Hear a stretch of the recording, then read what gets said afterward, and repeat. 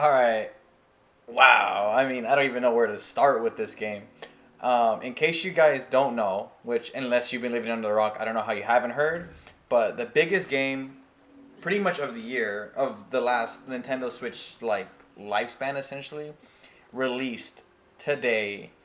The Legend of Zelda: Tears of the Kingdom, and I mean, I'm freaking mind blown by what the hell I experienced.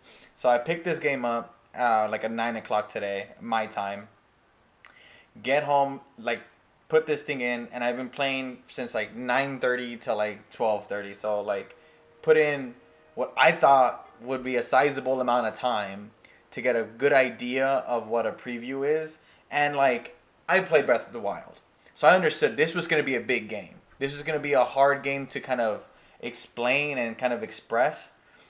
I don't even know where to begin with this game. The people who gave this game a 96, 97, 10 out of 10, whatever the hell the score you gave it, I do not envy you. Because this is a game that is an impossibility. It's impossible to review this game accurately, I think, because in that 2, 3 hours I played this game, I got absolutely nowhere. I thought I was getting places, and then I come to find out, like, I look around and I'm like, holy hell, I haven't even made it to Hyrule yet. And I'm just blown away by how fun this game is. Alright, let me breathe. Let me organize my thoughts a little bit. That way I can articulate a preview of Tears of the Kingdom. Because originally I was only gonna play an hour, 2 hours, because the preview event that Nintendo held with a bunch of media outlets, etc. They had an hour, 2 hours to like play the game and experience it, so they can release a preview. So I wanted to kind of do the same thing. I went a little over my time and went over to like 3 hours, just because the second I felt like I had enough to be like, yeah, this is what I want to talk about, I would walk into something even crazier, and I just could not put the controller down. And I'm gonna be honest, I haven't been playing my Nintendo Switch that much lately, but whoa, Tears of the Kingdom is gonna monopolize my life for like the next year. I mean, anyways, so you get into the game, right, and it immediately brings you to like a cutscene that's like maybe like 10 seconds, and then immediately gets you into the game. Like it's almost seamless. I don't want to showcase any of that stuff because I really want you guys to kind of experience that and feel that. But pretty much it sets up the kind of the storyline similar to like when you played Breath of the Wild and you kind of just wake up out of the pool. That's pretty much what this version of that was. I will say there is very noticeable differences between that and Breath of the Wild. It felt more like a Legend of Zelda kind of opening, and I really liked that. Immediately, it made me feel like this is more of a legendary experience, and I love that. Immediately love that. So you're navigating the Sky Islands, right? And it's kind of guided. Like they give you like obviously like there's someone who tells you like go over there, you should go over there. Similar to Breath of the Wild where you would get to like Impa and they'll tell you to go to like the next location. So very similar. But in between like the point to point is like the most craziest thing I've ever experienced, I think. Like I feel like Breath of the Wild, there was these huge plains where you would kind of see something far off in distance and you kind of just like have fun on your way there.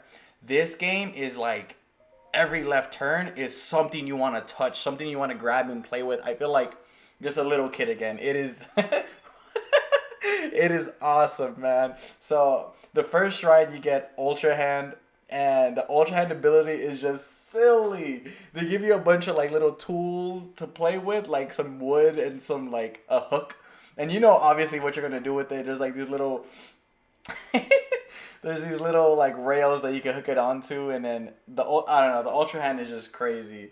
One of my first puzzles that I had to do with that was it wasn't even a puzzle. I don't even know if I was supposed to go there, but I did, and it was kind of like I was kind of just like amazed with like trying to configure this thing around, and it's kind of I don't want to say it's kind of annoying, but it's not really intuitive moving these things around, and they're like moving different Y and Z axes. It's crazy, but once you put some hobble together mess together and you kind of just like start going, it is crazy. It's just so satisfying, and like again, there's no words, and it's one of those things like I knew about Ultra Hand going into this, right? Nintendo told us about Ultra Hand. I was aware of this, but it's just definitely something you need to experience to really get what the hell it's talking about. Like it's just again, it's mind blowing, really, and it's just so satisfying. It's very impressive that they can really get this working on the Nintendo Switch.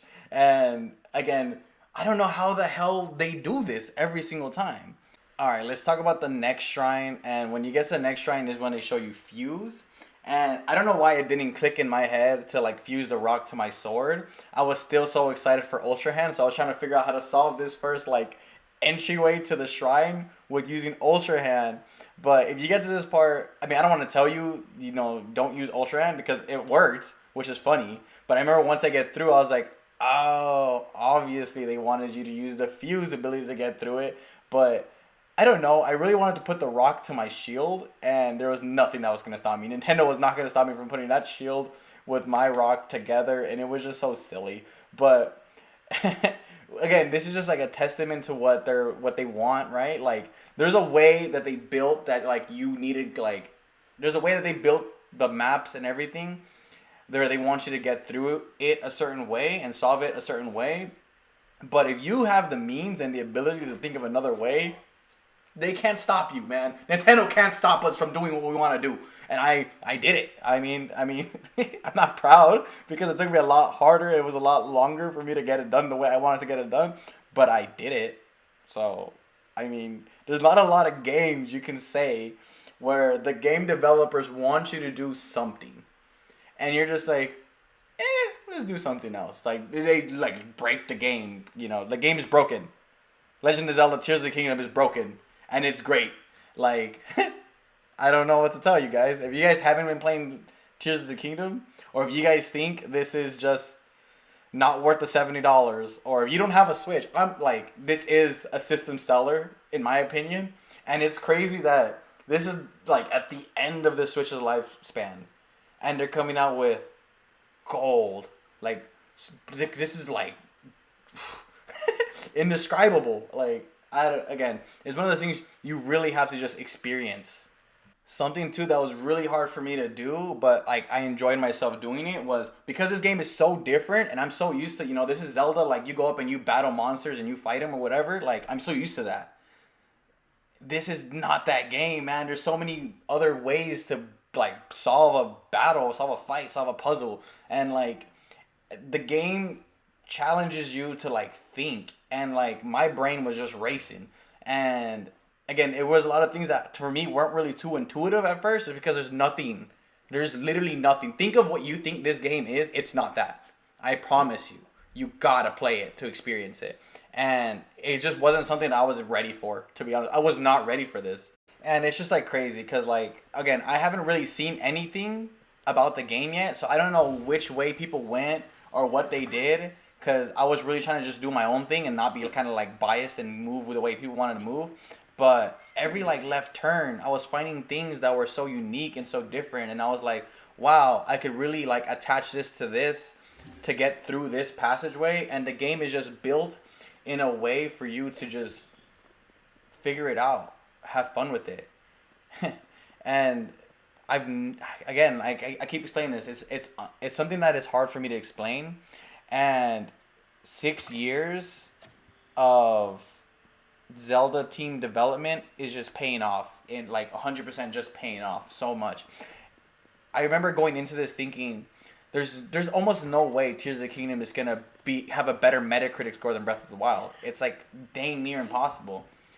And I honestly believe this game deserves to be like a 10 out of 10. I don't like rating things off numbers, but this is a 10 out of 10 game. Like, it's just hard to describe. It's hard to imagine this getting old too. Like, what's crazy too is there's not one playthrough that's gonna be the exact same playthrough. Like, you're gonna be able to find new ways to do things and conquer different kind of obstacles, and it's amazing.